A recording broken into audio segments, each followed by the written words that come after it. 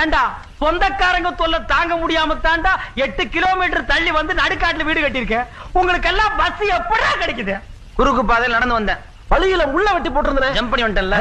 நம்ம சொந்தக்காரங்க எல்லாம் ஜம்பிங் லோயிங் டைவிங் எல்லாம் தெரிஞ்ச பசங்க. இனிமே வீட்டை சுத்தி கிணறு தாண்டா வெட்டி வைக்கணும்.